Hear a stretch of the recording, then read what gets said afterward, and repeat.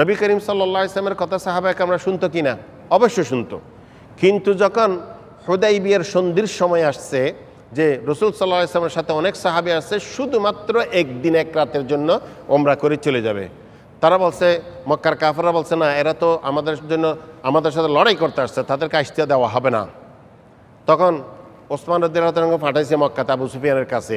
যখন আসতে দেরি হচ্ছে, ওসমান রাদিয়াল্লাহু তাআলা ইনারা মনে করছেন ওসমান রাদিয়াল্লাহু তাআলা হত্যা করছে। দুধকে হত্যা করা সবসময় নিষিদ্ধ ছিল, আগে থেকেও বর্তমানেও। এখন রাসূল সাল্লাল্লাহু আলাইহি ওয়াসাল্লাম বাইয়াত নিয়েছে, নবী সাল্লাল্লাহু আলাইহি ওয়াসাল্লামের এক হাত নিচে ছিল, সাহাবায়ে সবাই হাত ওনার হাতের উপরে দিছে। লাস্টে দিয়ে উনি রাসূল সাল্লাল্লাহু আলাইহি ওয়াসাল্লাম নিজের আরেক হাত উপরে দিছে, বলছে এটা ওসমানের পক্ষ থেকে মৃত্যুর উপরে বাইয়াত।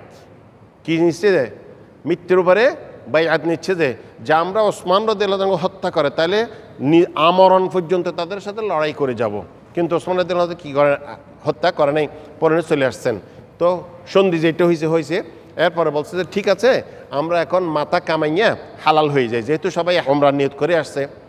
তখন যে ঘটনাগুলো ঘটছে এগুলো তো সবগুলো মুসলমানদের বিপক্ষে, কাফেরদের পক্ষে। ওমর রাদিয়াল্লাহু আনহু নিজেও নারাজ, রাগ হয়ে গেছে, ইয়া রাসূলুল্লাহ লাসনা আলাল হক, আমরা কি সত্যের উপরে নয়? বলছে হ্যাঁ। বলছে তাইলে ওদের কথা সবগুলো মানবো কেন? এগুলো তো রাসূল সাল্লাল্লাহু আলাইহি ওয়াসাল্লাম নিজের মনে করা করতেছে না, আল্লাহর পক্ষ থেকে যেরকম হুকুম আসছে সেরকম করতেছে।